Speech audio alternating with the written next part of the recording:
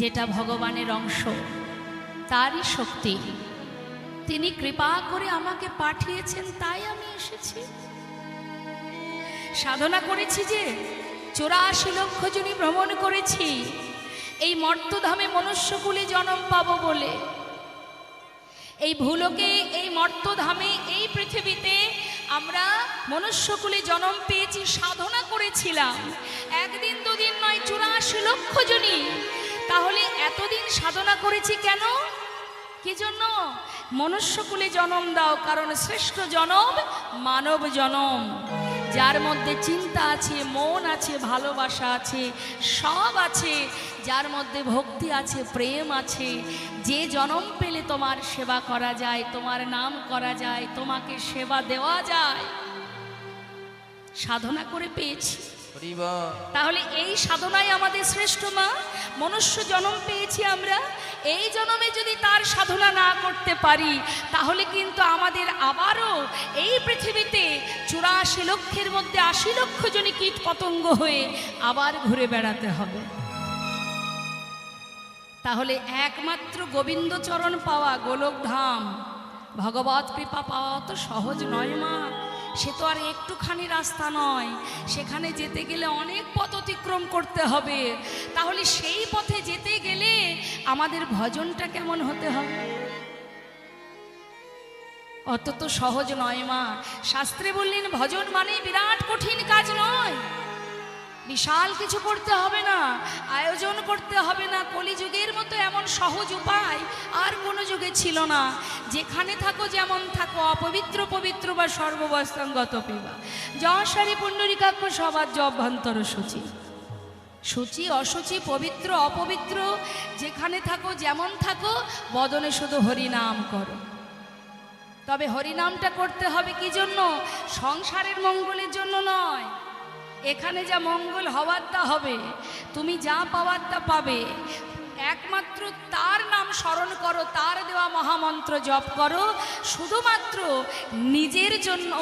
যে আমি যে কথা দিয়ে এসেছিলাম, ভবে সে সব ভুলে গেলাম। তাই যেন প্রভু, তুমি তো করুণাময়, তুমি তো দয়াল, আমার মতো পাষণ্ডকে তোমার চরণে ঠাঁই দিও। যে কথা বলে এসেছিলাম সে কথা রাখতে পারিনি দয়াময়। মায়া পিশাচি এমন ভাবে গ্রাস করেছে আমাদের, সারাদিন মায়ার পিছনে ছুটতে ছুটতে দিন অন্তে তোমার বদন দর্শন করার সময় আমাদের নেই। মোহ মায়ায় আবদ্ধ হয়ে কখন যে গোটা দিন ফুরিয়ে গেল দয়াময়। তাই তুই শুনেছি তুমি দয়াল, তুমি পতিত পাবন, তুমি করুণাময়।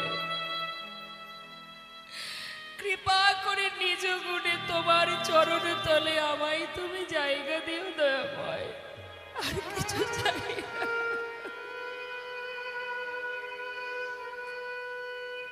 নিজের জন্য চিন্তা করো, ভাবো কি করা উচিত আমার, আর কি বা করে চলেছি।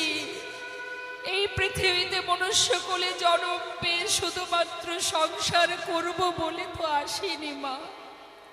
ভগবানের কাছে তো বলিনি দয়াময় মানব জন্ম দাও যেন পৃথিবীতে গিয়ে সংসার করতে পারি।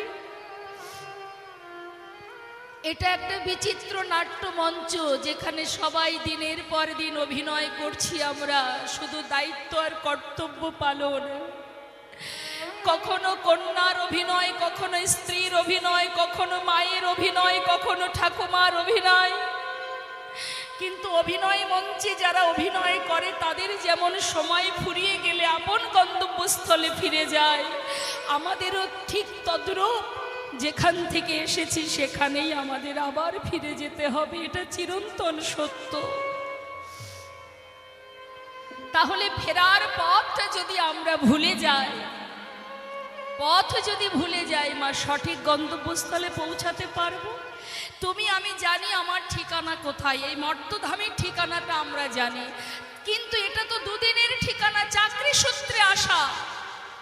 এখানে চাকরি করার জন্য আমাদের আসা, কি চাকরি? ভগবানের দাসত্ব বৃত্তি করা। কারণ আমাদের একটাই পরিচয়, আমরা তার দাস।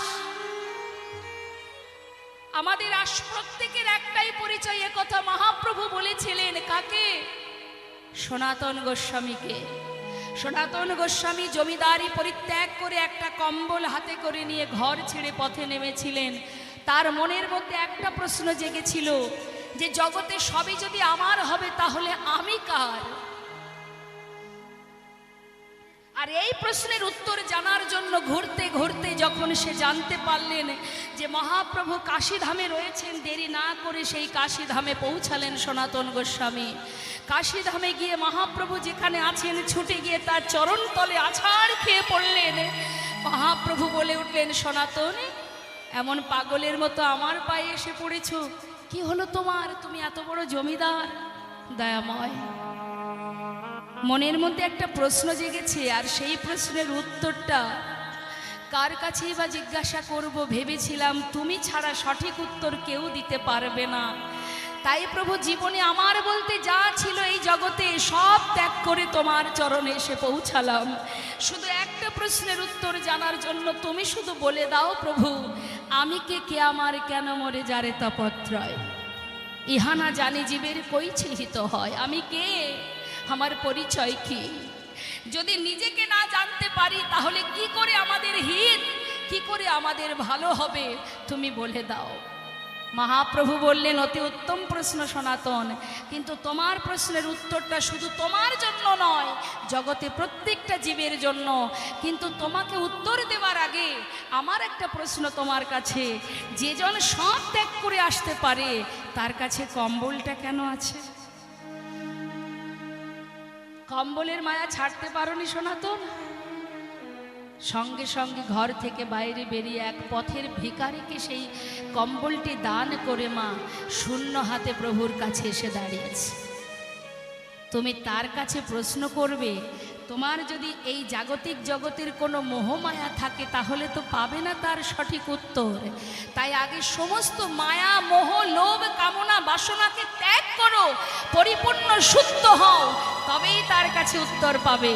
মহাপ্রভু যেই না বললেন, সনাতন, এ জগতে শুধু তুমি একা নও, প্রত্যেকটা জীবের একটাই পরিচয়, জীব নিত্য কৃষ্ণ তাহা ভুলি গেল, এই মায়া পিশাচিতা গলেতে বাঁধিল, পিশাচিতার গলেতে বাঁধিল। জীব নিত্য কৃষ্ণ দাস, কিন্তু আমরা বাস করছি কোথায় মা? ঘোর কলিতে। অন্যান্য যুগের চেয়ে কলিযুগে প্রতি পদে পদে আমাদের বিপদ, প্রতি পদে পদে অপরাধ। দেখবেন বাড়ির কোনো ছেলে মেয়েরা ভুল করলে দোষ হয় গিয়ে কলির।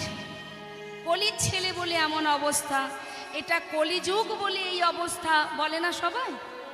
তার মানে কি সব দোষ কলির? প্রতি পদে পদে কলির দোষ। তা যে কলির এত দোষ, বৈষ্ণবগণ তাদেরকে, সেই কলিকে প্রণাম জানাচ্ছেন, ধন্য কলিযুগ ধন্য। কেন বলছেন না? অবতীর্ণ আমার শ্রী চৈতন্য নিতাই গৌর হরি। জেনে রাখবেন, যার অনেক দোষ থাকে তার একটা হলেও ভালো গুণ থাকে মা। হ্যাঁ, রাস্তাঘাটে দেখবেন কিছু কিছু বকাটে ছেলেরা ঘুরে বেড়ায়। হ্যাঁ, পাড়াপড়শি কিন্তু তাদেরকে ভালোবাসে না মা। হ্যাঁ, একদমই ভালোবাসে না। এলাকাবাসী সবাই তাদেরকে খুব খারাপ বলে, এত বাজে ছেলে, বকাটে ছেলে, খারাপ ছেলে। কিন্তু দেখবেন রাস্তাঘাটে কোনো ব্যক্তি বিপদে পড়লে, যে পশু থেকে শুরু করে মানুষ, যদি কোনো ব্যক্তি অসুস্থ বা কোনো বিপদে পড়ে, তখন ওই বকাটে ছেলেগুলোই ছুটে গিয়ে তাদেরকে হসপিটালে নিয়ে যায়। সাধারণ মানুষ কিন্তু নিয়ে যায় না। অর্থাৎ বাবা, সব কিছু যার খারাপ তার একটা ভালো গুণ আছে। কলির অনেক দোষ, কিন্তু তথাপিও কলির একটা মহৎ গুণ। এই কলিযুগে আমরা জীবে যদি একবার কৃষ্ণ নাম করতে পারো, হরিবোল বলতে পারো, শাস্ত্রে বললেন একবার কৃষ্ণ নামে যত পাপ হরে, জীবের সাধ্য নেই জীব তত পাপ করে। যে কলির এত দোষ, সেই কলিতে এলেন আমার দয়াল করুণাময় গৌর হরি। অন্যান্য যুগে ভগবানকে পেতে গেলে অনেক কষ্ট করতে হতো গো মা। কৃত্যে যদ্ধায়ুতে বিষ্ণু ত্রেতায় যজ্জতে মক্ষ দা পরে পরিচর্যং কলু তদ্ধরি সংকীর্তন। হরিনাম করো জীবে, হাতে কাজ করো, তোমার বাড়ির প্রতি তোমার সংসারের প্রতি যা যা তোমার দায়িত্ব পালন করো, কারণ এটাও ধর্ম। তোমার সংসারের প্রতি তুমি কোনো কর্তব্য না করে শুধু ভগবানের পূজা করলে হবে না, কারণ পরিবারের মধ্যে যখন আবদ্ধ আছো তাদের প্রতি যা দায় দায়িত্ব সেটা তোমার পালন করতে হবে। রাধারানী আয়ানের ঘরণী হয়ে রন্ধন করেছে, কর্ম করেছে, শাশুড়ি ননদিনীর গঞ্জনা সয়েছে, আবার সদা সর্বদাই মনটা কোথায় থাকতো তার? কোথায় থাকতো?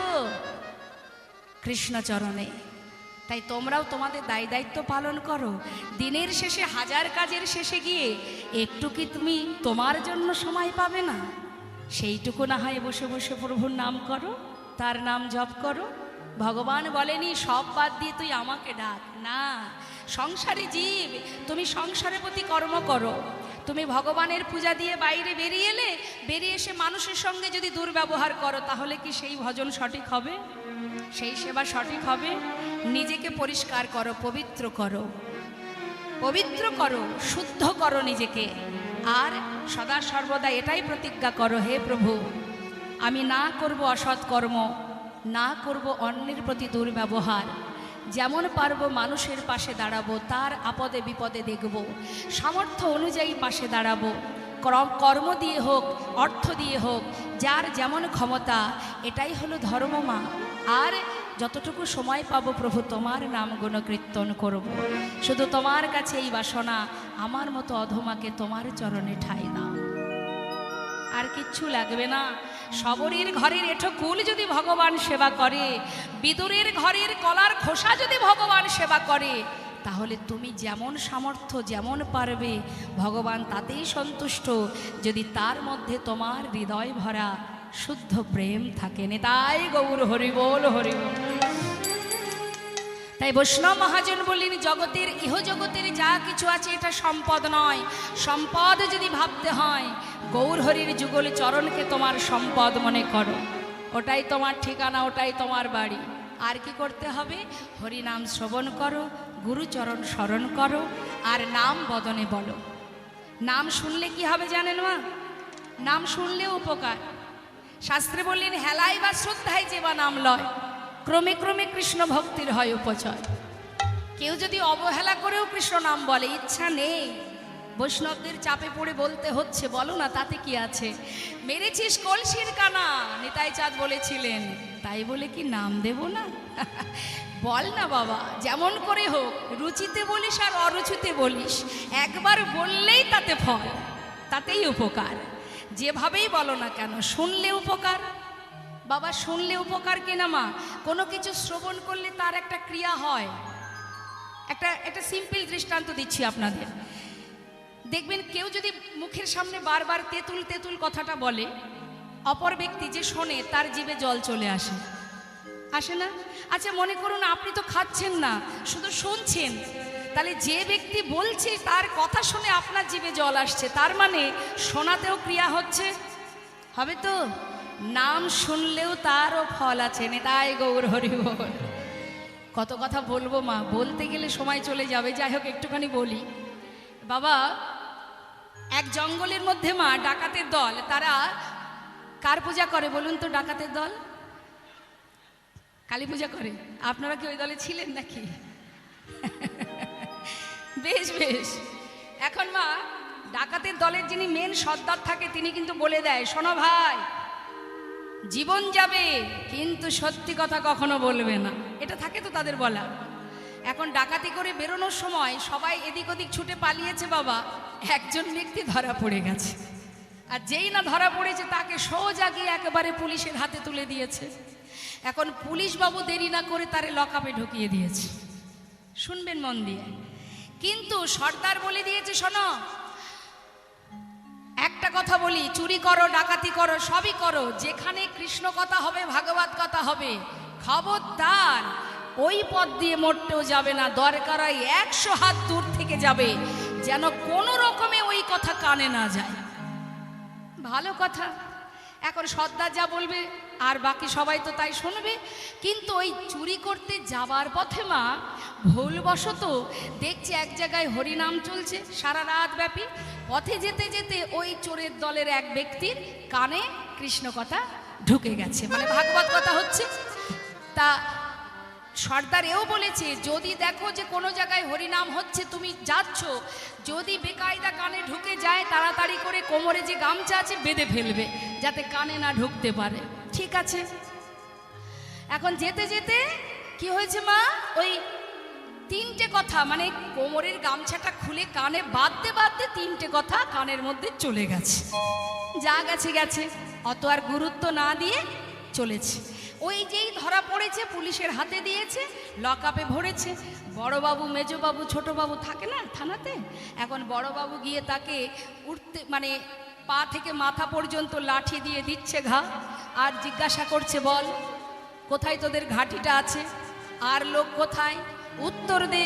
সে তো চিন্তা করছে, সর্দারজি বলেছেন বাবা জীবন যাবে তো মুখের কথা যেন না বেহির হয়, আর কেউ যেন ধরা না পড়ে, আর কারোর কথা বলবি না, মরে যাবি মরে যাবি। এখন বড়বাবু মারতে মারতে ক্লান্ত, কিন্তু সে মুখ খুলছে না, কোনো কথাই বলছে না। এবার মেজবাবু বলছে, আপনার দ্বারাই হবে না, যা করার আমাকে করতে হবে। কি না, তিনি আবার দেরি না করে পাট গাছের মানে কালি লাগিয়ে চুল করে আর কাঁঠাল পাতা দিয়ে জিভ বানিয়ে মা কালী সেজেছে। জানছে ওরা তো মায়ের ভক্ত, একবার যদি মা হয়ে সামনে দাঁড়ায় হয়তো সব কথা হড়হড় করে বলে দেবে। এখন মা কালী সেজে লকআপে ঢুকেছে। ঢুকেই কি করেছে মা, তাড়াতাড়ি করে পিছন দিকে দাঁড়িয়েছে, গিয়ে দাঁড়িয়ে ডাকছে, বৎস বৎস। যেই না বলেছে মা, সঙ্গে সঙ্গে ভক্ত দুর্বল হয়ে গেছে। মা গো, মা তুমি এসেছো, তাই তো বলি এতদিন মায়ের পূজা করে, মায়ের আরাধনা করে, মাকে সেবা দিয়ে তবেই যাত্রা করি। আজকের দিনে সেই মা স্বয়ং এসেছেন আমাকে পার করতে। ও মা, আমি বিপদে পড়েছি, মা তুমি আমায় পার করে নিয়ে চলো। মা বলছে, অবশ্যই তোকে পার করব, কিন্তু বাবা একটু বল তো, তোর আর সবাই গেল কোথায়? সে ভাবছে ব্যাপারটা কি, মা কি আমার দলের লোক না পুলিশের লোক? মা যিনি অন্তর্যামী, যার কিছু জানতে বাদ থাকে না, সেই মা কেন জিজ্ঞাসা করছে আর সবাই কোথায়? কে কোথায় আছে, বাগানে না ঝাড়ের মধ্যে, বাঁশ ঝাড়ের মধ্যে, না কোনো জলের মধ্যে ডুবে গেছে, কে কোথায় আছে আমার থেকে তো মা বেশি জানবে। কিন্তু মা কেন আমার কাছে প্রশ্ন করছে? মা, মা তুমি সত্যি করে বলো তো, তুমি কি আমার লোক না পুলিশের লোক? মা বলছে, আরে আমি তো তোরই বাবা, আমি তোর মা, আমি স্বয়ং এসেছি তোর কাছে, তুই শুধু বল ওরা আছে কোথায়।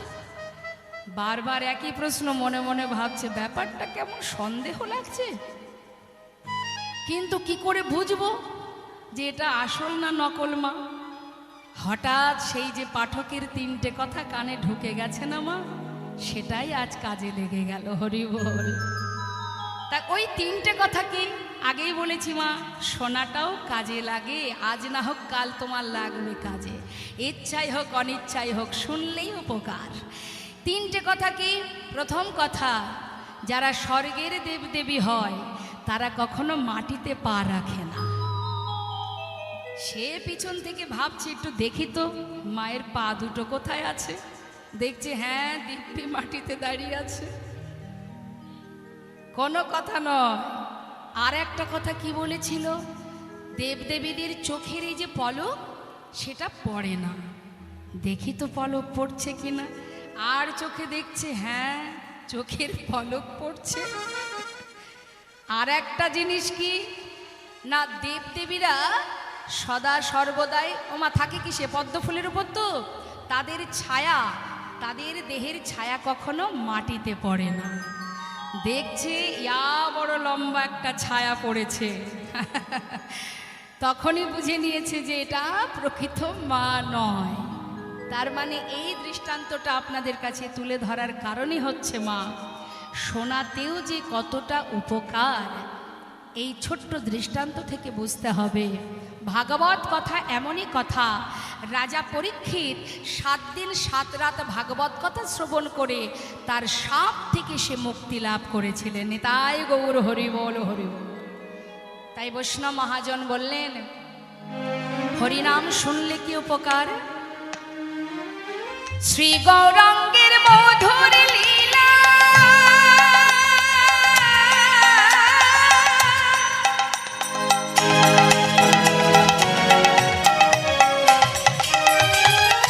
যার করনে প্রবেশিলা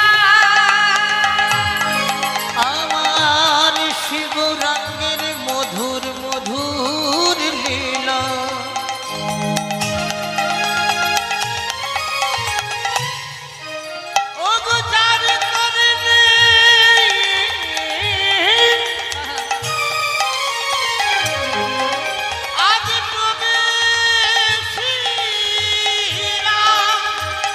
কানের মধ্যে যদি হরিনাম প্রবেশ করে তার ফল কি হয়?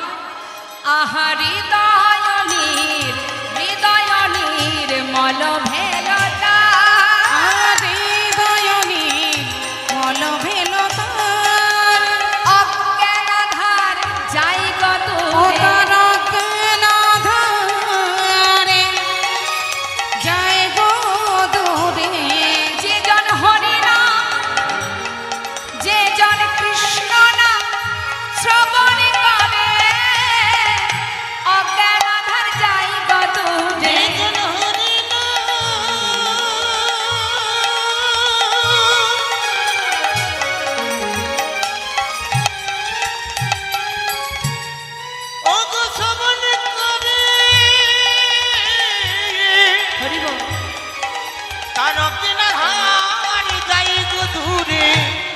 যে জন কৃষ্ণ নাম শ্রবণ করে গুরু চরণ হৃদয়ে ধরে কৃষ্ণ নামে শ্রবণ করে গুরু চরণ হৃদয়ে ধরে কৃষ্ণ নামে শ্রবণ করে গুরু চরণ হৃদয়ে যে জন কৃষ্ণ নামে শ্রবণ করে অজ্ঞানাধার যাই গদরে হৃদয়নী হৃদয়নী মল ভেলতা ওই না হৃদয়নী মল ভেলতা। জনিতাই জয় গৌরে হরিনাম শ্রবণ করলে জীবের অজ্ঞানতার অন্ধকার দূরীভূত হয়। আমরা প্রকৃতই কিন্তু জ্ঞান শূন্য হয়ে আছি, প্রকৃত জ্ঞান আমাদের নেই। আমরা ভাবছি সবই বোধহয় এখানে, সবই বোধহয় আমার। এই আমার জ্ঞানটা তখনই হবে যখনই তুমি ভাগবত কথা হরি কথা এবং গুরুচরণ সার করবে। হ্যাঁ, তাই বললেন নামের মহিমা এমনই মহিমা, শুনলে উপকার, আবার বললে কি হবে? আচ্ছা, বলার আগে একটু হরিনাম শুনবো আমি। সবাই নিশ্চয়ই কলির জীব আমরা হরিনাম গাইতে জানি, কি জানেন তো সবাই? এত ভক্ত সমাগম হয়েছে, আমার মনে হয় সবাই যদি প্রাণ ভরে স্বতঃস্ফূর্তভাবে মহামন্ত্র জপ করেন একেবারে সোজা আমাদের গোলকধামে রাধা গোবিন্দ চরণে পৌঁছে যাবে। তাই সবাই মিলে একবার গাইবেন, গাইবেন তো উচ্চস্বরে গাইবেন, আমার জন্য নয়, যার যার নিজের কথা ভেবে। হ্যাঁ, রাধে রাধে, হরে কৃষ্ণ। আমি হরিনাম গাইব, আমার শেষ হলে আপনারা গাইবেন, সুরে সুরে তালে তালে চেষ্টা করবেন, কেমন? বেশ। হরে কৃষ্ণ গাইলে কি হয় তার কথাটা পরে বলবো। কৃষ্ণ কৃষ্ণ হরে হরে হরে রাম রাম রাম হরে হরে হরে কৃষ্ণ হরে।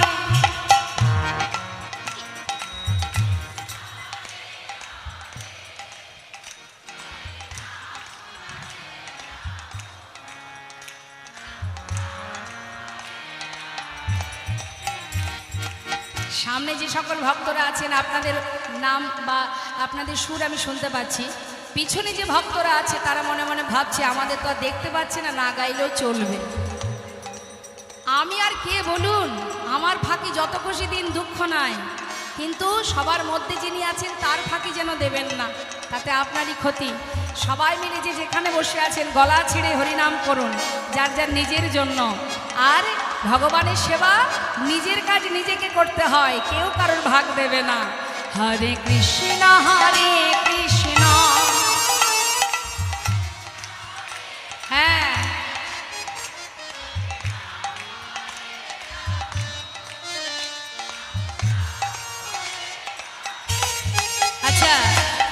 ভালো লাগছে হাতে তালি দিচ্ছেন, কিন্তু এবারে হাতটা তুলতে হবে, তবে আমি বুঝবো ফাঁকি হচ্ছে নাকি। ওমা, যারা ভক্ত হয় তাদের প্রথম কাজ হচ্ছে দুহাত তুলে সমর্পণ করা নিজেকে, এটা হচ্ছে প্রথম কাজ। কেমন? তা দুহাত তুলে হাতে তালি দিয়ে তালে তালে হরে কৃষ্ণ হরে কৃষ্ণ কৃষ্ণ কৃষ্ণ হরে হরে হরে রাম রাম রাম হরে হরে। বলুন হরে কৃষ্ণ।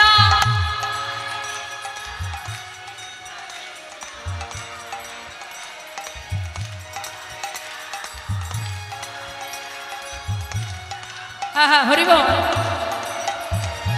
হরে কৃষ্ণ কৃষ্ণ কৃষ্ণ হরে হরে হরে রাম রাম রাম হরে হরে হরে কৃষ্ণ কৃষ্ণ।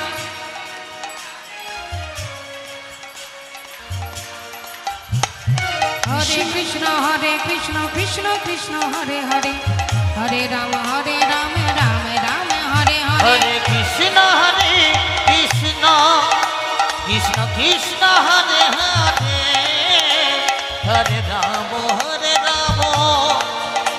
রাম রাম হরে হরে। কৃষ্ণ কৃষ্ণ কৃষ্ণ কৃষ্ণ হরে হরে হরে রাম রাম রাম হরে হরে। হরে কৃষ্ণ কৃষ্ণ কৃষ্ণ হরে হরে হরে রাম রাম রাম হরে হরে। হরে কৃষ্ণ কৃষ্ণ কৃষ্ণ কৃষ্ণ হরে হরে হরে রাম রাম রাম হরে হরে। হরে কৃষ্ণ কৃষ্ণ কৃষ্ণ কৃষ্ণ হরে হরে হরে রাম রাম। রাম রাম হরে হরে। নাম ছাড়া কলিজীবের নাহি আর ধর্ম, সর্বধর্ম সার নামে এই শাস্ত্র মর্ম। বৈষ্ণব মহাজন বললেন হরি নাম গাইলে কি হয় জানো? মহাজন বললেন যে গৌরাঙ্গের নামে লয় তার হয় কৃষ্ণ প্রেমোদয়। যে গৌরাঙ্গের নামে লয় তার হয় কৃষ্ণ প্রেম। এই কলিকালে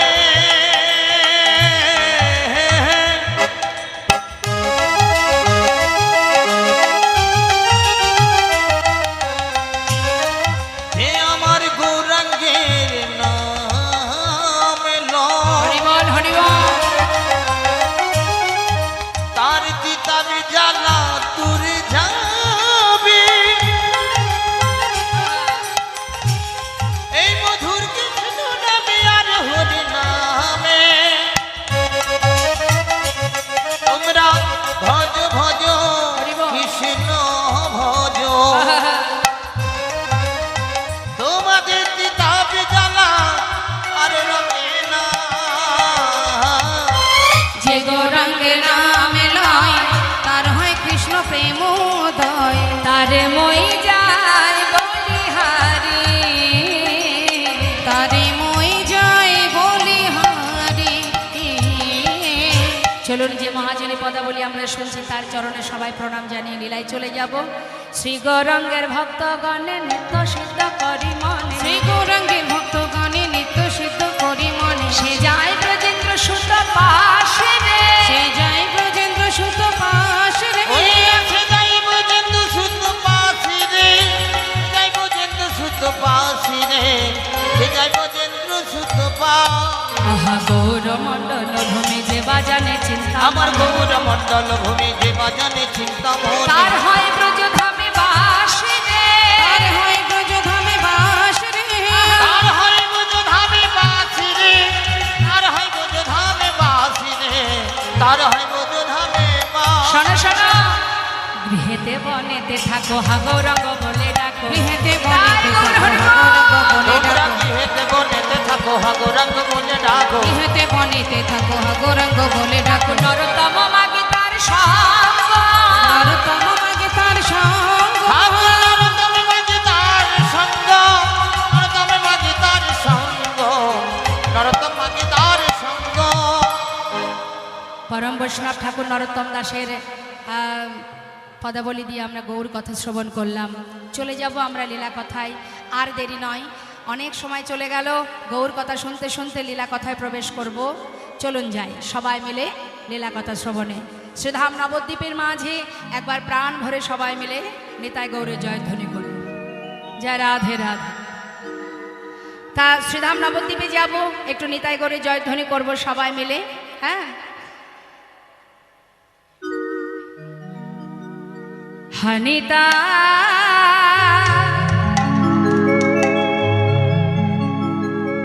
হনিতা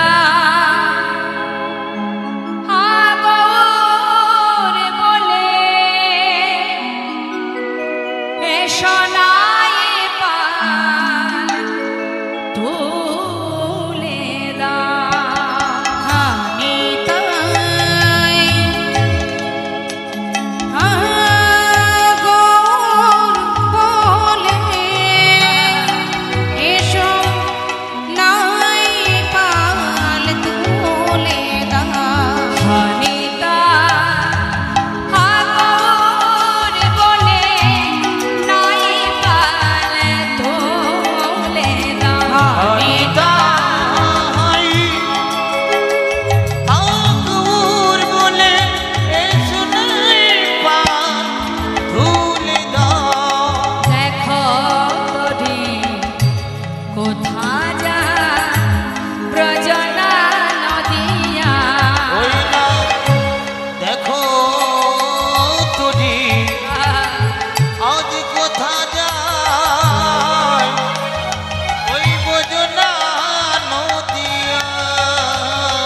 হনিতা আগর বলে নাই পাল তুলে দাও। হনিতা আগর বলে নাই পাল তুলে দাও। অনিতা ঠাকুর বলে এসো নাই পাল তুলে দাও। ব্রজের সেই কানাই বালা, ব্রজের সেই কানাই বলাই। ব্রজের সেই কানাই বালা, ব্রজের সেই কানাই বলাই। গৌর নিতাই নদিয়া। ব্রজের সেই কানাই বলাই। গৌর নিতাই নদিয়া। জীবে জগজনা উদ্ধারিতে ঘরে ঘরে নাম বিলায়। ব্রাহ্মণ আবার চণ্ডাল সবার হাত ধরে পার করে নেয় সোনারে নদিয়া। সোনারে নদিয়ায়। অনিতা ঠাকুর বলে এসো নাই পাল তুলে দাও। নাই পাল তুলে এসো দাও। নাই পাল তুলে দাও। এসো নাই পাল তুলে দাও।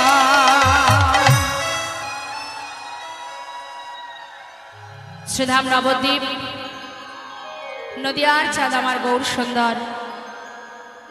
কলিজীবের উদ্ধারের জন্য যিনি এই ধরাতে এসে হাতে ধরে পায়ে ধরে জীবের দ্বারে দ্বারে হরিনাম দিয়েছে।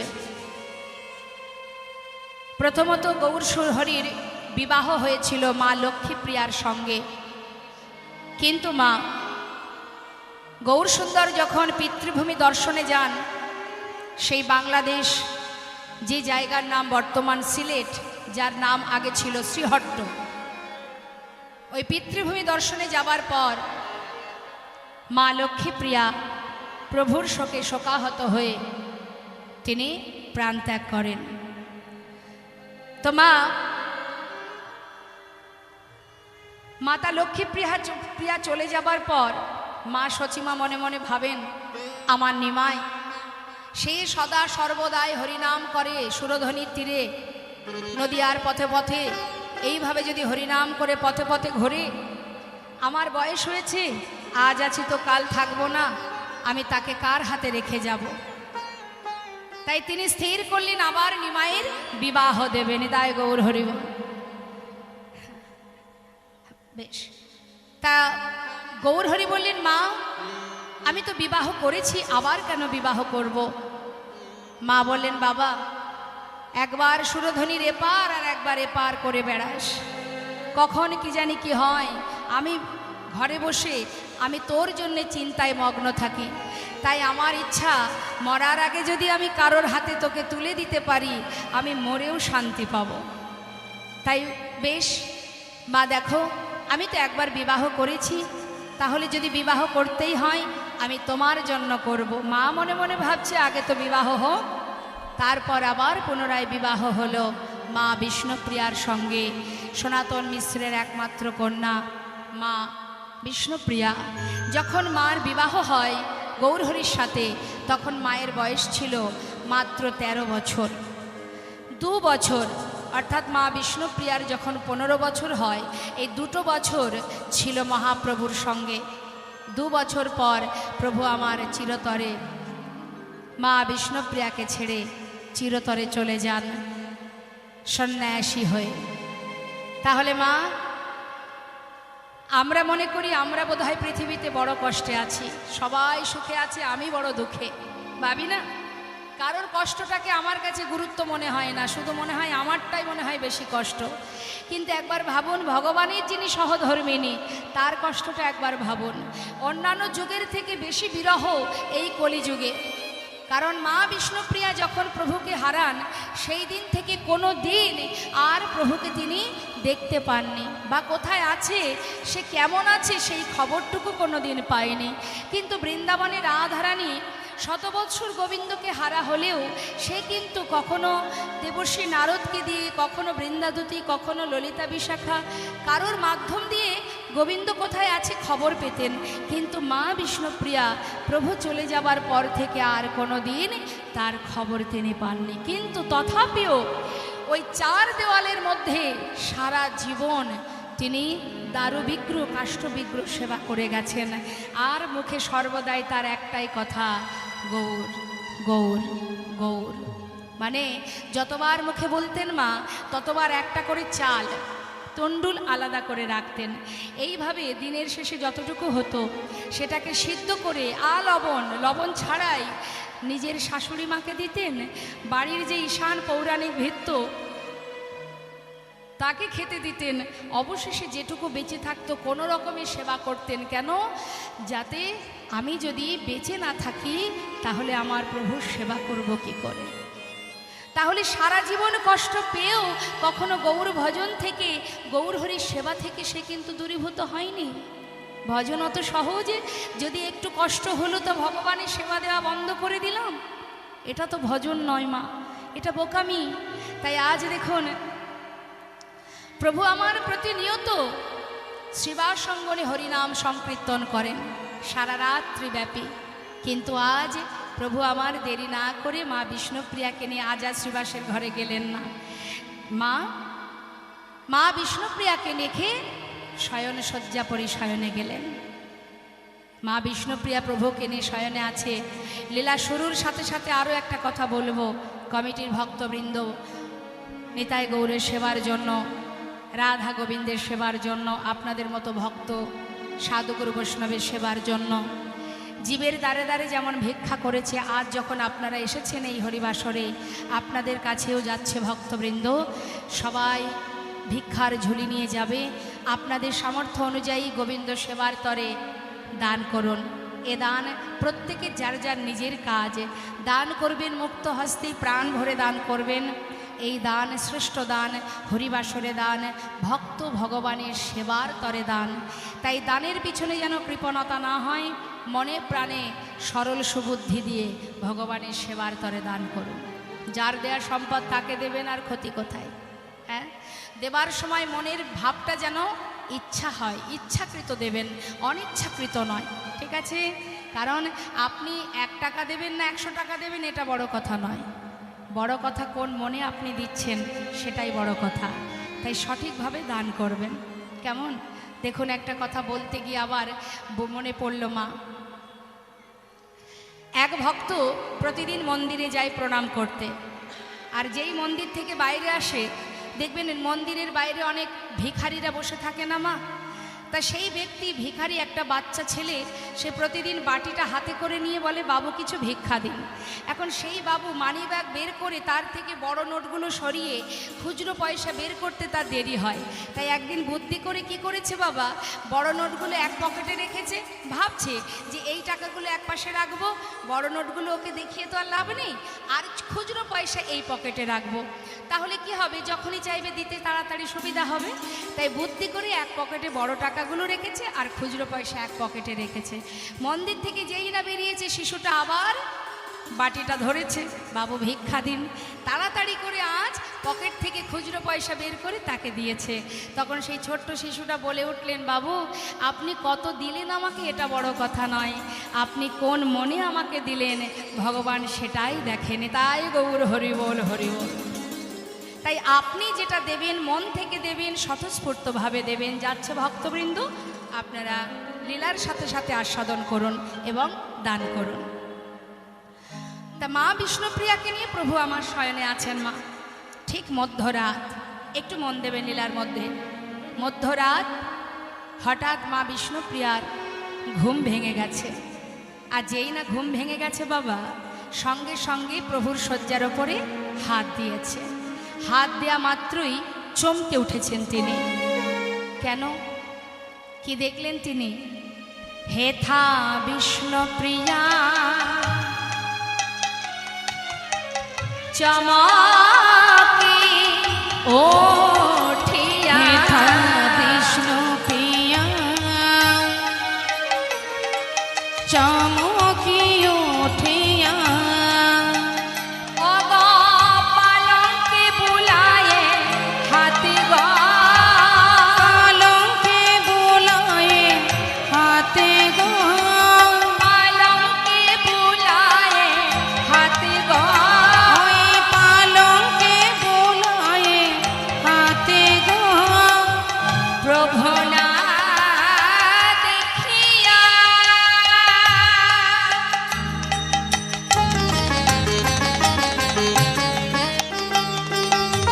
প্রভু না দেখিয়া, কাঁদিয়া কাঁদিয়া,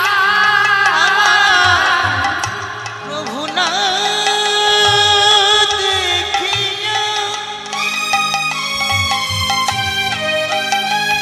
ও গো কাঁদিয়া কাঁদিয়া, শিরে হানি কর ঘাতে গো, প্রভু না দেখিয়া, কাঁদিয়া কাঁদিয়া শিরে হাতে করা হাতে গো, বলে প্রভু তুমি কোথায় গেলে, বলে প্রভু তুমি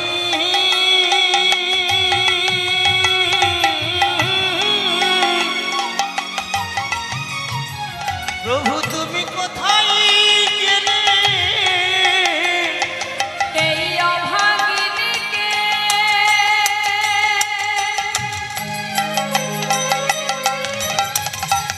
তুমি একা ফেলে,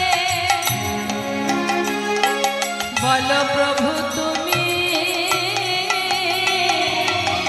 কোথায় গেলে, এই অভগিনীকে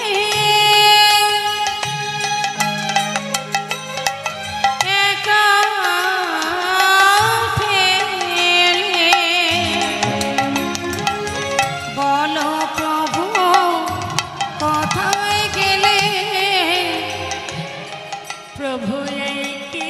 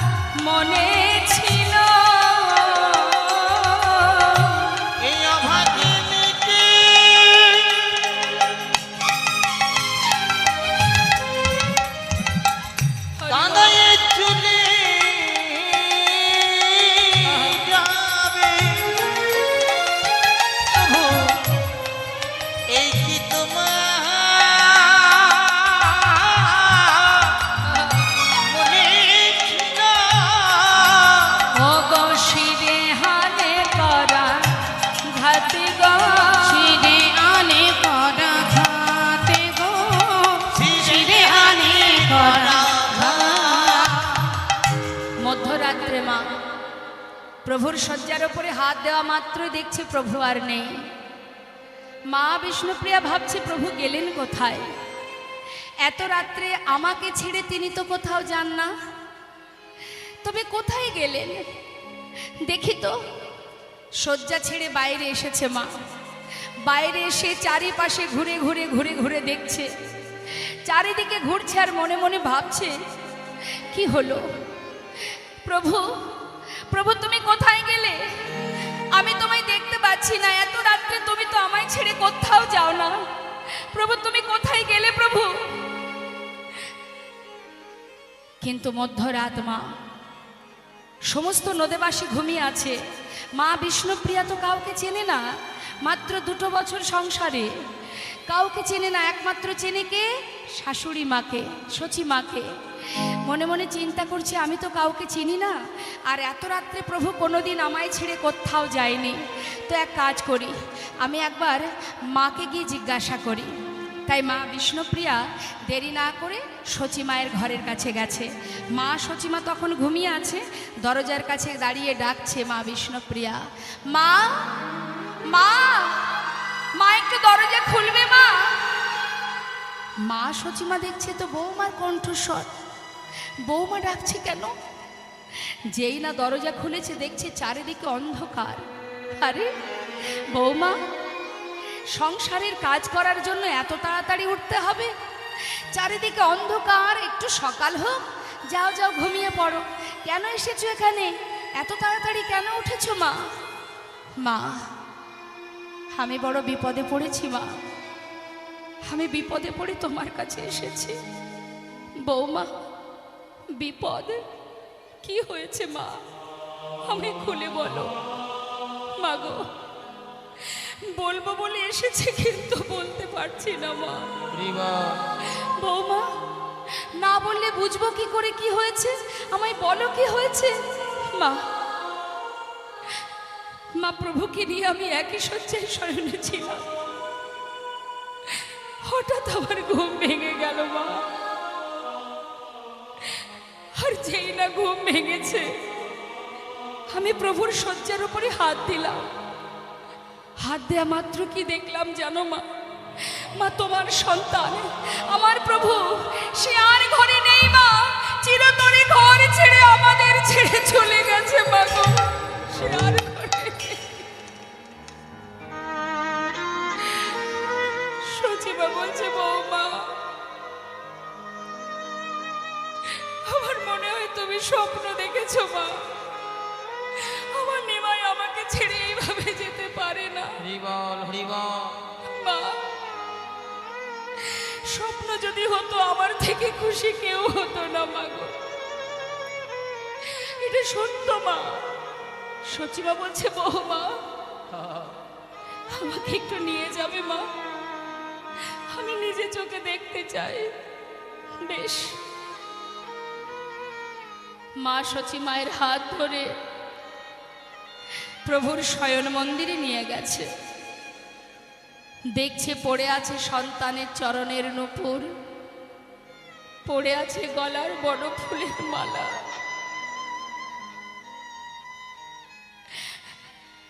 সন্তান ঘরে নেই।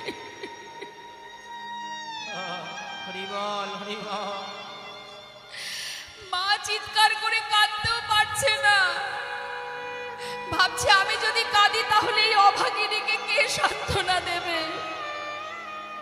বৌমা, আমার মনে হয় আমার নিমাই তো হরিনাম ভালোবাসে, হয়তো হঠাৎ করে কাউকে কিছু না বলে ওই নদীয়ার পথে পথে হরিনাম করে বেড়াচ্ছে। তুমি চিন্তা করো না মা।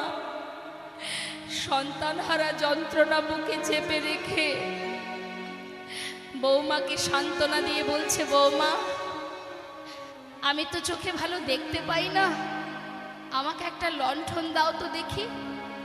আমার বিশ্বাস আমার নিমাই নদীয়ার পথে পথে হরিনাম করছে। আমি কথা দিচ্ছি মা, নিমাইকে নিয়ে তারপর আমি ঘরে ঢুকবো, কথা দিলাম। তুমি কেঁদো না।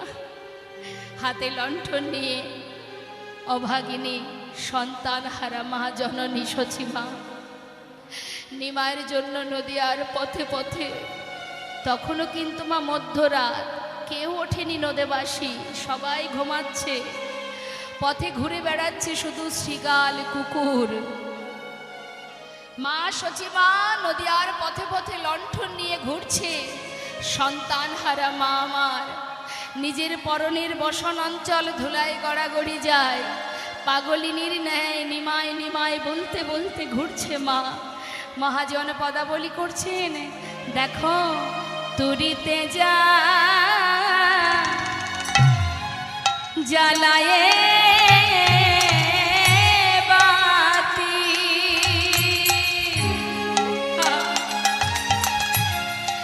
মা খুঁজেছিল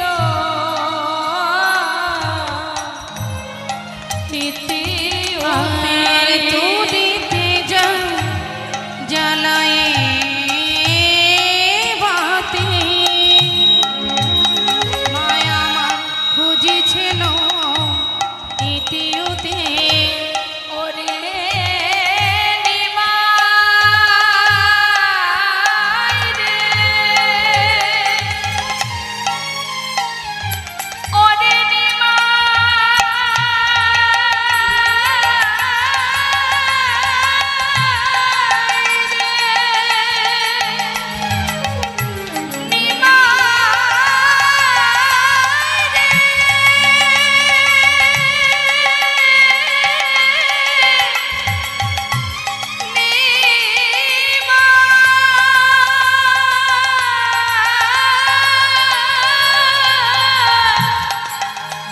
একবার ফিরে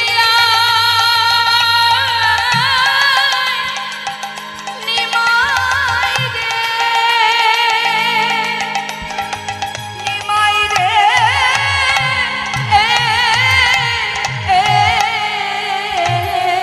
তুরিতে যা জ্বালায়ে বাতি, মায়া আমার খুঁজেছিল ইতিউতে। ও গগন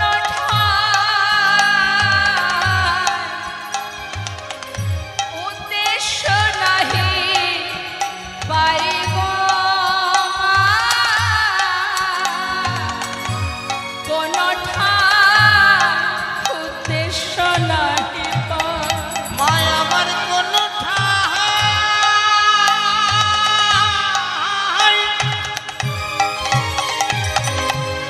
উদ্দেশ্য নাহি পাই গো, কোনো ঠাই উদ্দেশ্য নাহি পাই। একবার মা বলে আমার কোলে আয় রে, একবার মা বলে আমার কোলে আয় রে, নিমাই তুই ছাড়া আমার আর কেহ নাই। একবার মা বলে ফিরে আয় রে, ওরে তুই ছাড়া আমার আর কেহ নাই। একবার মা বলে ফিরে আয় রে, মায় আমার কোনো ঠাই উদ্দেশ্য নাহি পাই গো, আদি কোনো ঠাই উদ্দেশ্য নাহি পাই।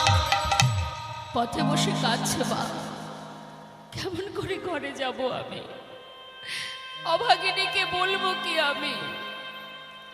নিমাই যদি না পায় ওই গঙ্গার জলে নিজেকে বিসর্জন করে দেব। ভাবতে ভাবতে হঠাৎ দেখছে দিনের আলো, মানে একটু একটু ভোর হয়েছে। ভাবছে এই তো একটু তো পথঘাট দেখা যাচ্ছে, আমার মনে হয় আমার নিমাই নদীয়ার পথে পথে না থাকলেও শ্রীবাসের ঘরে থাকলেও থাকতে পারে, কারণ ও তো শ্রীবাসের ঘরেই হরিনাম করে যায়। মা ভোর হতে না হতেই তিনি ছুটতে ছুটতে শ্রীবাসের ঘরে।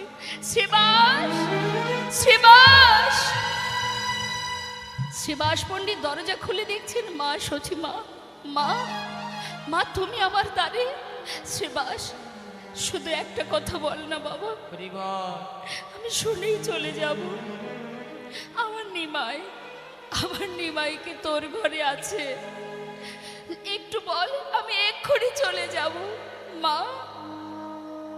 প্রভু তো প্রতি রাত্রেই আসেন আমার ঘরে হরিনাম করতে, কিন্তু জানো মা, কাল রাত্রে প্রভু আমার ঘরে আসেননি। শ্রীবাস তোর ঘরে নেই। ভেবেছিলাম আর কোথাও না পেলে অন্তত তোর ঘরে আমি পাবো। আজ যখন তোর ঘরে আমার নিমাই নেই, আমার নিমাই আর নেই শ্রীবাস।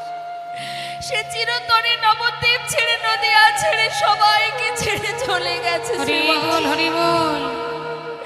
জানিস শ্রীবাস, আমার নিমাই একদিন আমায় বলেছিল, মা, আমি নদিয়ার পথে পথে হরিনাম করি বলে সবাই আমার হরিনামের নিন্দা করে। কেউ যদি আমাকে নিন্দা করে আমি সহ্য করতে পারি মা, কিন্তু হরিনামের নিন্দা করলে আমি সইতে পারি না। একদিন এই নামকে সম্বল করে নবদ্বীপ ছেড়ে চিরতরে আমি চলে যাব।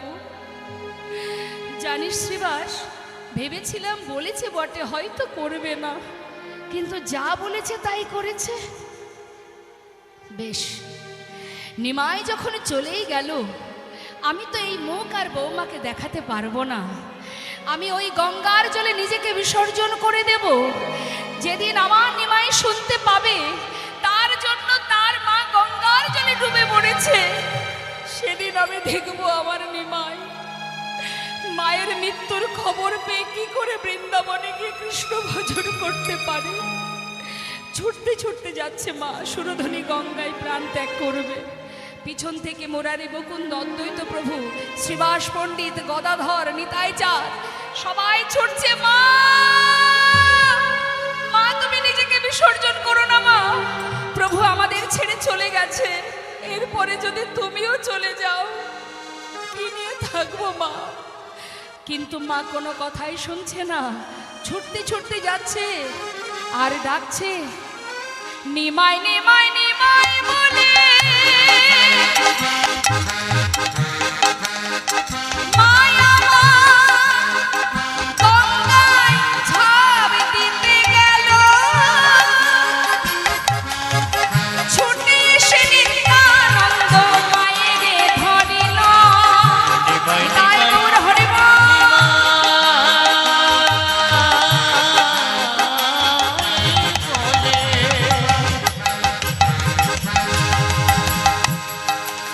গঙ্গায় ঝাঁপি দিতে গেল,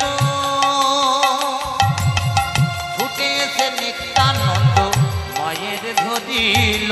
মরতে তোমায় হবে না, মরতে তোমায় হবে না, মরতে তোমায় হবে না, না মরতে তোমায় হবে না। তোমার নিমাই গেছে নিতাই আছে, মরতে তোমায় হবে না। তোমার নিমাই গেছে নিতাই আছে, মরতে তোমায় হবে না। তখন ছুটে এসে নিত্যানন্দ মায়ের ধরিল, ছুটে এসে নিত্যানন্দ মায়ের ধরিল।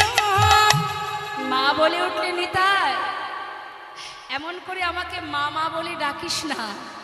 কারণ কেন জানিস, মা ডাক শোনার মতো আর ইচ্ছা আমার নেই বাবা। যে সন্তান মাকে ছেড়ে মাকে কাঁদিয়ে চলে যায়, আর সেই নাম, সেই মা ডাক আমি আর শুনতে চাই না। আর তুই আমাকে কি সান্ত্বনা দিবি?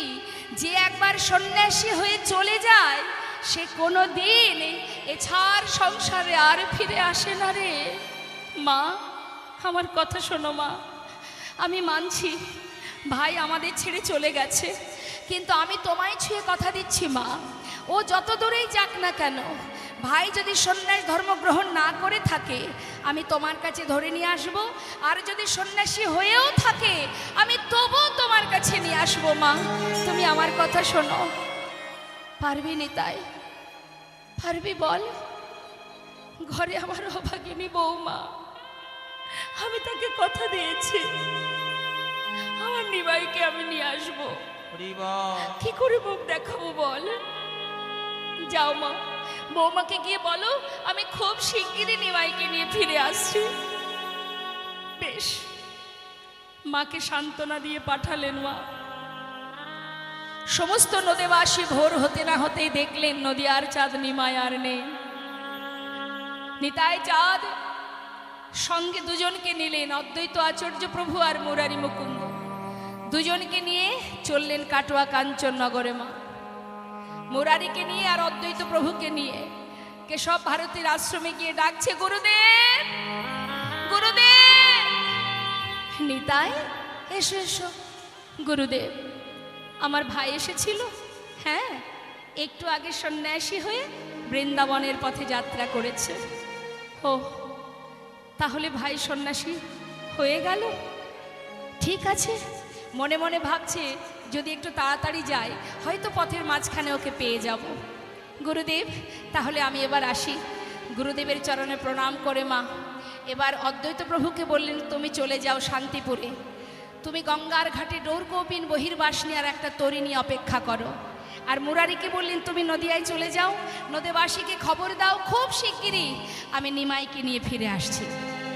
দুইজনকে দুই দিকে পাঠিয়ে দিয়ে এবার নিতাই চাঁদ ছুটলেন ভাইয়ের পাছু পাছু ভাইকে ধরবে বলে। এদিকে আমার গৌরহরি, তিনি সন্ন্যাসী হয়ে মনের আনন্দে শ্রীকৃষ্ণ চৈতন্য মহাপ্রভু নাম নিয়ে এবার বৃন্দাবনের পথে যাচ্ছে, মুখে কৃষ্ণ নাম করতে করতে। কয় কৃষ্ণ কোথায়, কৃষ্ণ কোথায় প্রাণ বধূয়া। ওই কৃষ্ণ কোথায়, কৃষ্ণ কোথায় প্রাণ বধূয়া।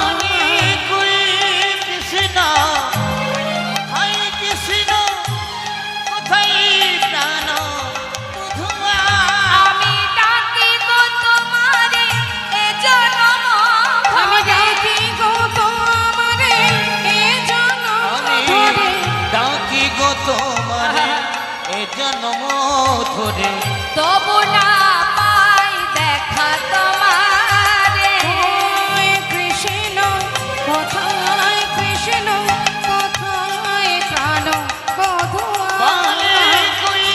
কৃষ্ণ কোথায়, কৃষ্ণ কোথায় প্রাণ বধূয়া। বাবা, কাটোয়া কাঞ্চননগর থেকে বৃন্দাবনের পথে যেতে গেলে বীরভূম জেলার ওপর দিয়ে যেতে হয় মা। তা বীরভূম জেলার কাছে এসে রাঢ় দেশের মাটিতে এসে পৌঁছালেন আমার গৌরহরি। রাঢ় দেশ কাকে বলে? লাল মাটির দেশ। বীরভূম জেলার কিছু কিছু জায়গা আছে রাঢ়ী অঞ্চল, লাল মাটির দেশ, পাথর কাকর বালিতে ভরা। ওই রাঢ় অঞ্চলে, রাঢ় দেশের অঞ্চলে তিনি 3 দিন ধরে ঘুরছে মা, কিন্তু কারোর মুখ থেকে একটু কৃষ্ণ নাম হরিনাম শুনতে পাচ্ছে না বলে গৌরহরি নিজেই কাঁদছে। 3 দিন রাঢ় দেশে করিয়া ভ্রম, কৃষ্ণ নাম না শুনিয়া প্রভু করেন ক্রন্দন। করেন কন্দ। মনে মনে ভাবছে গৌরহরি, এখানে কি কেউ নেই যার মুখে একটু কৃষ্ণ নাম শোনা যায়? 3 দিন ধরে রাঢ় দেশের মাটিতে আছে, কৃষ্ণ নাম শুনতে পাচ্ছে না বলে প্রভু স্বয়ং নিজেই ওই রাঢ়ের দেশের ওই পাথর কাকর বালির মধ্যে গড়াগড়ি দিচ্ছেন মা।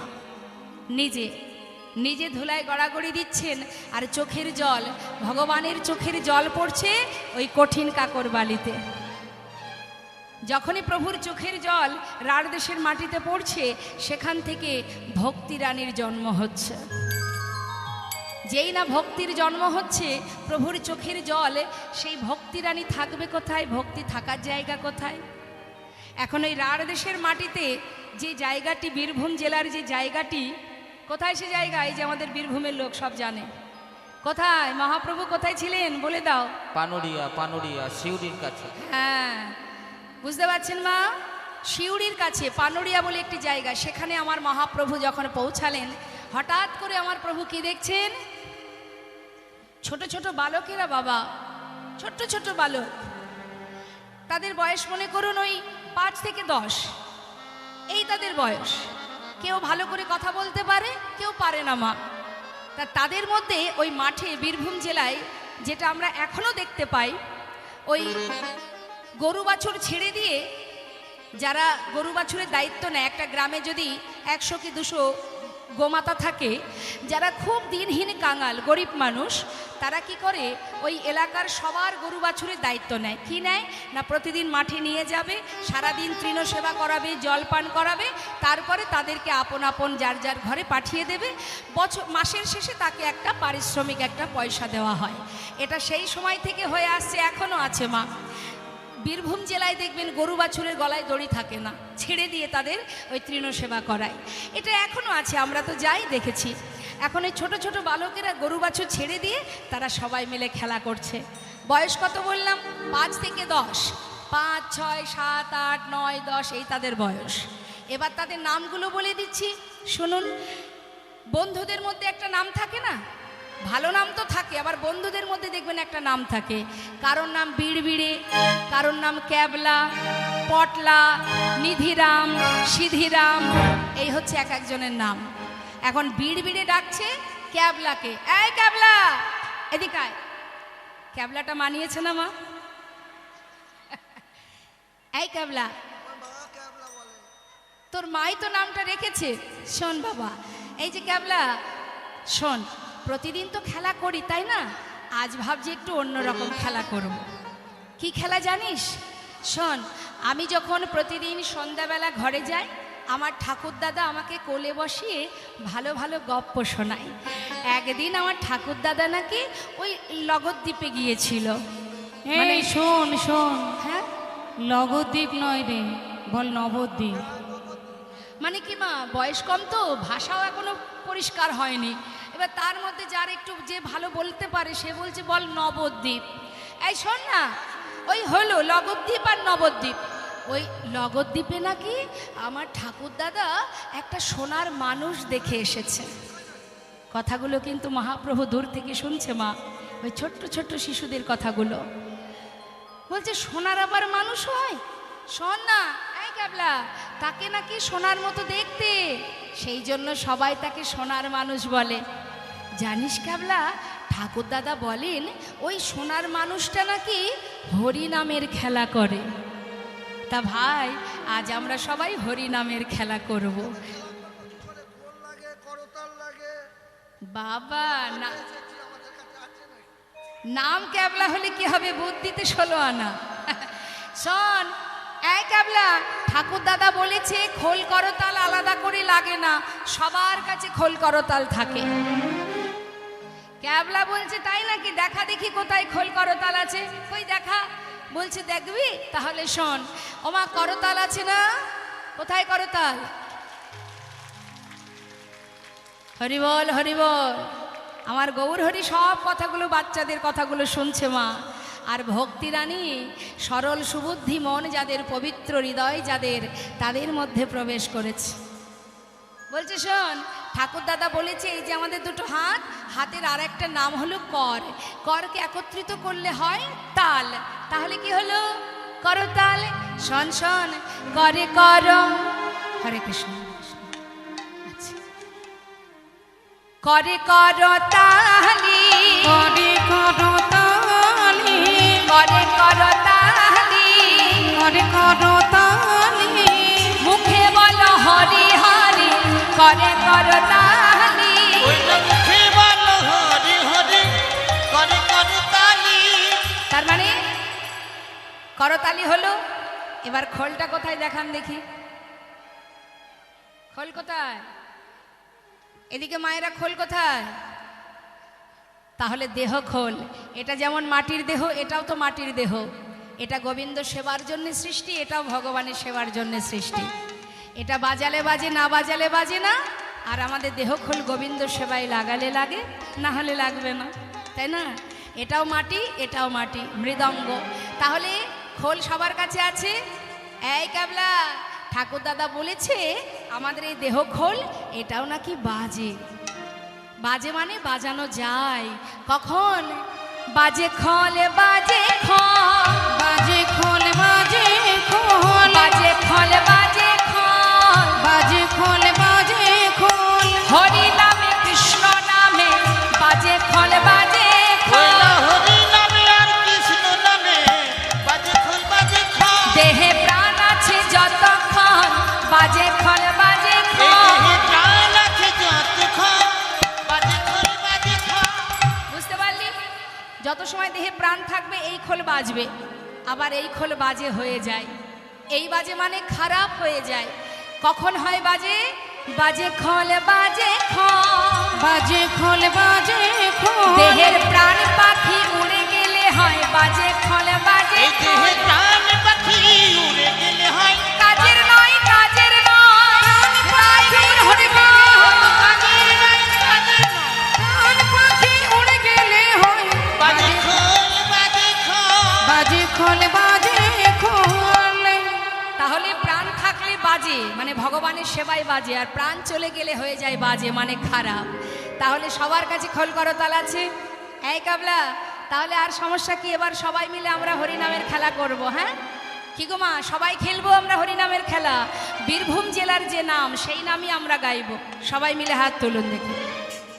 হরি বল রে, হরি বল রে, বল রে, বদন ভরে হরি বল রে, হরি বল রে, হরি বলো বলো রে, বদন ভরে হরি বলো রে, ও হরি বল রে, হরি বল রে, বল রে, বদন ভরি হরি বল রে। আর হরি বল, হরি বল, হরি বল, হরি বল রে, হরি বল রে, হরি বলো বলো রে, বদন ভরে হরি বলো রে, হরি বল রে, হরি বল রে, বল রে, বদন ভরি হরি বল রে। হরি বলো রে, হরি বলো বলো রে, বদন ভরে হরি বলো রে। গোপ বালকের মুখে শুনিয়া কৃষ্ণ নাম, তথায় আসিয়া প্রভু করেন বিশ্রাম। হরিণ বিশ্রাম, ছোট ছোট বাচ্চাদের মুখে হরিনাম শুনে আমার মহাপ্রভু আর নিজেকে ধরে রাখতে পারলেন না। সোজা এসে সমস্ত শিশুদের মাঝখানে দাঁড়িয়ে তাদের বদনটা দুহাত দিয়ে ধরে বলছে, বালক, এত মধুর কৃষ্ণ নাম, এত মধুর হরিনাম তোরা কোথায় পেলি বাবা? হরি বল হরি বল। ওমা, তারা কখনো দেখেছে মহাপ্রভুকে? তার সর্বদেহ থেকে যে জ্যোতি বাহির হচ্ছে, তারা ভয়ে ভীত হয়ে ডাকছে, ক্যাবলা এদিকে এদিকে আয়। সবাই মিলে হরিনাম করছি, হঠাৎ করে কোথা থেকেই আগুন জ্বলা মানুষটা আমাদের কাছে এসে দাঁড়িয়েছে। আমারও তো ভয় করছে। আর একজন বলছে, দূর, দেখছিস না মুখে দুহাত দিয়ে আদর করছে, ভালোই হবে নিশ্চয়ই। প্রভু আমার বলছে, বল না বাবা, কোথায় পেলি এত মধুর নাম? কর, আবার বল। আহা, যেই না আদর করেছে, শিশুরা দেখবেন একটু আদর করলে, ভালোবাসলে মন গলে যায়। প্রভু মাঝখানে বসে আছে, ছোট ছোট শিশুরা সবাই মিলে ওই একইভাবে হরিনাম করছে। এবার আপনাদের কাছে আমার প্রশ্ন, মা, ছোট ছোট শিশুরা কি দিয়ে বাঁধলেন গৌরহরিকে? টাকা পয়সা দিয়ে? হ্যাঁ হ্যাঁ, শুধু হরিনাম নয়, তাদের হৃদয়টা যে শুদ্ধ পবিত্র, যাদের মধ্যে না আছে লোভ, না আছে কামনা, না আছে বাসনা, না আছে অহংকার, আছে সেই শুদ্ধ পবিত্র হৃদয় দিয়ে, শুদ্ধ ভক্তি দিয়ে তারা যে সবাই মিলে সিদ্ধান্ত করেছে, ভাই আজ হরিনামের খেলা করব। এই যে পবিত্র হৃদয়ের শুদ্ধ ভক্তিতে আমার প্রভু বাধা পড়ে গেছে। তাই তো পদাবলিতে বলছে, কেবল ভক্তি ডরে তাকে যায় গো বাধা, কেবল ভক্তি ডোরে তারে যাই গো বাধা, ও গো সহজ সরল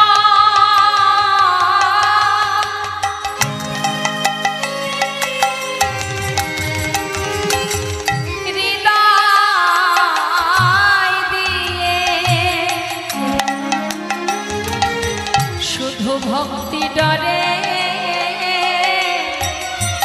তাকে যাই গো বাধা। ওই না সহজ সরল,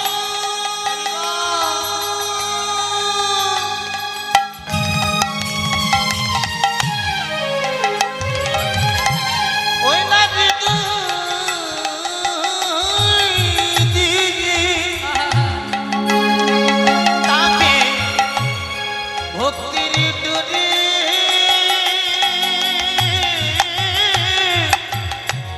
যাই গো বাধা।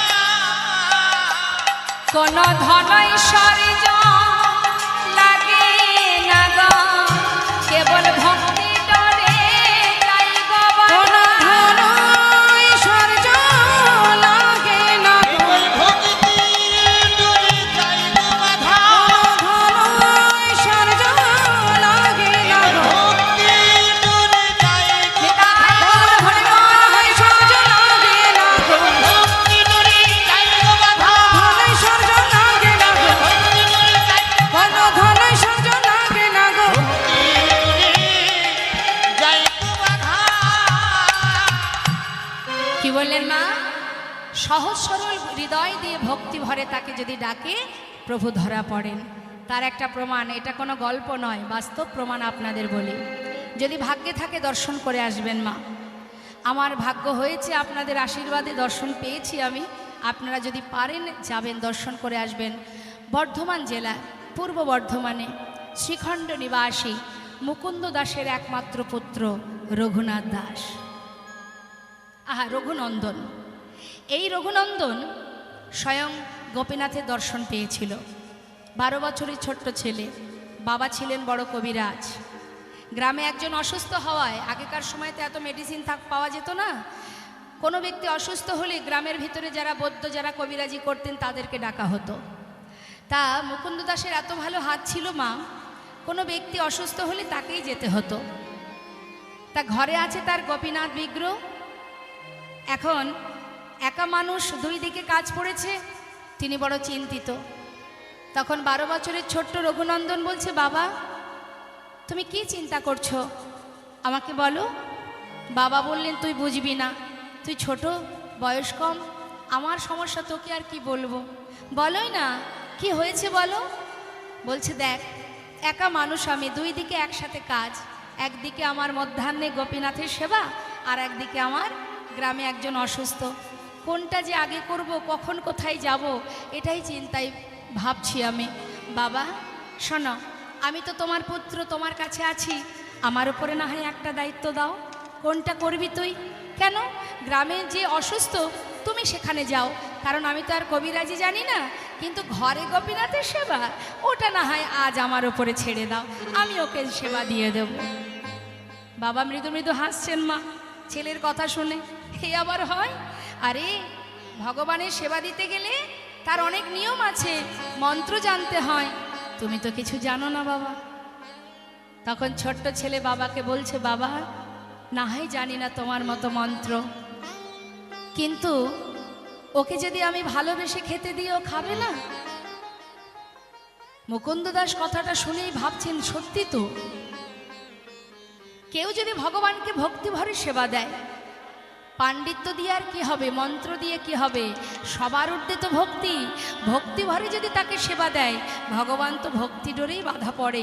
ঠিকই বলেছে আমার সন্তান। হ্যাঁ রে বাবা, যাক তুই যে আমার কত বড় উপকার করলি। যাক শোন, আমি রান্নাঘরে সব কিছু গুছিয়ে রেখেছি, রান্নাটা একটু করে নিস, কেমন? ঠিক আছে ঠিক আছে বাবা, তুমি নিশ্চিন্তে যাও, আজ গোপীনাথকে আমি সেবা দিয়ে দেব। সে কিন্তু মা একটা জিনিস জানে, যে আমি যেমন বাবার সন্তান, ও আমার বাবার সন্তান। সে কখনোই জানে না যে ওটা পাথরের বিগ্রহ কি কোনো চিত্রপট, এটাও জানে না। এটাই পার্থক্য। কথা আছে একটা, যার যেমন ভাব তার তো তেমনই লাভ, তাই না? এবার কি হয়েছে মা, রান্নাঘরে গিয়ে দেখছি সব কিছু গোছানো, রান্না হয়নি। জীবনে কোনো দিন আমি রান্না করিনি, বাবাকে কথা দিয়েছি আজকে গোপীনাথের সেবার দায়িত্ব আমার, ঠিক আছে আমিই করব রান্না। সব কিছু এক পাত্রে, যত যত মা ব্যঞ্জন ছিল, যা যা সবজি বানানো ছিল সব কিছু এক পাত্রে ঢেলে দিয়ে জাল ধরিয়েছে।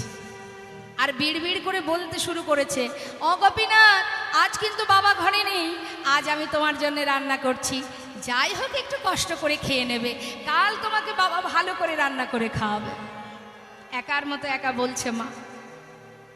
কোনো রকমে সিদ্ধ হয়েছে বাবা, পাত্রে ঢেলে নিয়েছে, মন্দিরের ভিতরে প্রবেশ করেছে, হরিবল হরিবল। পাত্রটা রেখে ডাকতে শুরু করেছে, গোপীনাথ, ও গোপীনাথ, শিগগির এসো, দাঁড়িয়ে থেকো না, জানো আজ বাবা ঘরে নেই, আরে গ্রামে একজন অসুস্থ গো, বাবা সেখানে গেছে, তুমি তো জানো আমার বাবা কবিরাজি করেন, তুমি শিগগির এসো, এসে খেয়ে নাও।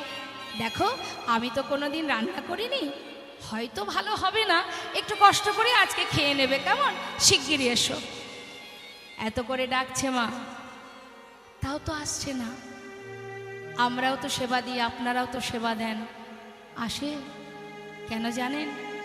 আমরা ভালোবাসি চিত্রপট ভেবে, সেবা দিই বিগ্রহ ভেবে, তাই তো দেখা পাই না। হরিবল হরিবল। আর সে দেখছে আসছে না কেন? এত করে ডাকছি শুনতে পাচ্ছ না? কত কষ্ট করে রান্না করেছি আমি, কোনোদিন করিনি,